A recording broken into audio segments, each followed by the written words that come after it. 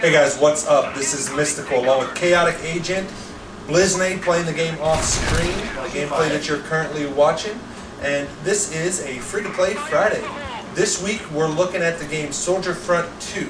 Soldier Front 2 is a free-to-play FPS, first-person shooter, and it is a fantastic game, a game that we find ourselves playing a lot of lately. So let's jump right into the review. As we said, it's a great game. It has a lot of great aspects to it, including several great game modes that most of you are familiar with, including free-for-all, team deathmatch, escape, which you see in Call of Duty, sabotage, also you see in Call of Duty, siege, all those different game types. It also has AI team deathmatch, which allows you to play with friends against, computer opponents. And it also has a game mode called Shatter, which is really interesting and something that I haven't seen in a lot of other games. So I'll let Chaotic kind of explain that one to you guys. Alright, so Shatter, basically, it's a multi-tiered map, and you start out, you have, you're basically standing on glass, and the whole entire map, the walls, everything is made of glass, and you don't start out with any weapons. All of the weapons are in boxes that you can go and you pick up. It's a mystery box. And you pick up this weapon and you don't know what it's going to be necessarily. Some of them you do, some of them you don't. And the object is to either kill your opponents or shoot the glass out from under them, which makes them fall off the map. That being said, just because you fall off the map, most of them have this rotating fan, basically. And instead of avoiding the fan, the goal is actually to hit the fan because it's like a slingshot. It'll shoot you back up to the top of the level, and you can basically start over again. And until someone either misses or someone actually kills the last person on the other team. There's also two other game modes called Xanthid and Hero Mode, which are basically like separate games. They're not really, FPS in terms of, you don't really see a lot of FPS games. Xanthid is kind of like Call of Duty's zombie mode, only you're playing against aliens and they're trying to attack your base. And if they destroy your base, you have to move to a new area where there's a new base, build up barriers and stuff again, all that stuff, purchase weapons in the shop. Kind of like I said, like Call of Duty Zombies. Also, the Hero Mode is kind of like a MOBA game. And that is like League of Legends, Dota 2, in which you have towers and you have a base on each side. It's 5v5, and you're trying to kill the other team's, base, basically. So you have a lot of different game modes. They put a lot of stuff in there to keep you interested in the game, to keep things rolling, to allow it not to feel redundant or get boring. Okay, so what about the weapons in the game? The starting weapons are really good for your character and stuff. They do a lot of damage. You don't have to worry about people having guns that be way better than yours. Most of the starting weapons will put you to fairly even playing field. There is, however, a touch of pay to win, and that is the fact that you can use real money to purchase armor or items that give you luck, which allows you to get lucky headshots and stuff, basically, lucky shots with your stray bullets and stuff. So that is kind of one downside to the game. However, it's not so bad that it takes away from the game most of the times. They also try and help balance that out. As you level up throughout the game, you'll unlock certain packages you get as gifts, which give you it'll be like a week of a certain weapon or XP boosters for so long, and it just helps balance out from the people who have the weapons with scopes and things. And it gives you the opportunity to use them as well. And if you do choose to then buy something, you at least got to try it out before you had to purchase it yourself. So they're pretty good about that. Or if you don't play for very long, let's say you haven't been on in a week or something, you get back on and they'll give you like a choice of a gun and an XP booster for a day or something, and you'll get the gun for like a week. So I mean, it's not so bad that if you don't pay, you cannot possibly win. They do keep it pretty balanced, and they are pretty fair about it for those who don't want to pay and they just want a free-to-play game.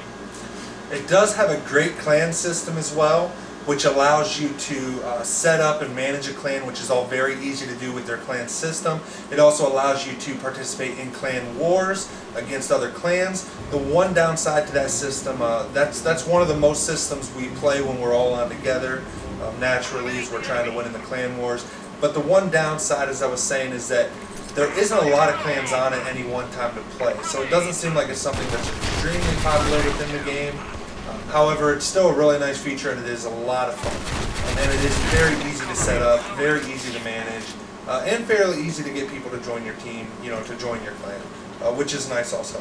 You have 6 different branches that you can choose from, everything from United States, Delta Force, to GAF, to, there's just 6 different systems. I don't remember them all offhand, but they basically allow you to start with different weapons and stuff and different things like that. And then inside of those, you also have 3 separate customizable classes, which allows you to have basically, you can have a spray gun type setup, you can have a sniper setup, you can have all the different setups you normally would have in first person shooters, and this game allows you to do that just as any other free-to-play does, which is really nice. The one downside is you have to purchase a separate weapon for each class. You can't use the same weapons or use the same secondary weapons in multiple times. So let's say you have one class set up with an AK and you have a certain pistol you like, and your second one you have it with your sniper rifle and you want to use that same pistol. Unfortunately, for whatever reason, they don't allow you to do that. My guess is they want to, make you purchase other weapons and stuff, which, you got to remember with free-to-play games, they got to make money too somehow and stuff like that, allows them to keep us playing the games for free. One other nice thing about the game is that there's not a lot of hackers in the game. You don't really see it too much. There was one day where we saw a lot of people hacking. However, within a day or two, they released a patch which fixed it. So they're very responsive to hacking. They do run hacking software. So that's a really nice feature too when you see free-to-play games where they very quickly patch hacks. So we were very impressed by that. The maps, they're small, which is, some people don't like smaller maps on FPS, and some people like larger. If you're a sniper, you probably like larger maps. Personally, I like the smaller maps because it allows the gameplay to be quicker, it allows you to get back into combat faster, and it just seems to up the pace of the free-to-play game, or of the FPS game, to a new height. It just seems more fun. You're not running around a map without seeing enemies and stuff as much. So for me, that's a really nice feature also, that the maps are nice and small. Which is good. You don't have to worry about glitches too much. We haven't seen a lot of shooting through wall hacks or anything like that, or people glitching out of the maps and getting in places they're not supposed to be and then destroying you. Stuff like that we don't see also. So overall, the game, it's a great game. It's a great free-to-play game. Runs smoothly on just about any system. High frame rates. With a 650 Ti, I'm running over 100 frames per second. So it can pretty much be played on just about any computer system out there, which is really nice. It's, and it still looks really great, even though it's not, the greatest game in the world. It's not PlanetSide 2 graphics. The graphics still look really well for how good the game runs on systems and stuff, and for being able to run on multiple systems, whether they're older or newer systems. So that's a huge plus also. Overall, the game's a great game. We highly suggest you check it out. It's definitely become one of our favorites and most played FPSs at the moment. Anything you want to add, Mike? Overall, what do you think of the game? I think it's a pretty great game. Like you said, there are some downsides to it, obviously, as goes with any FPS out there.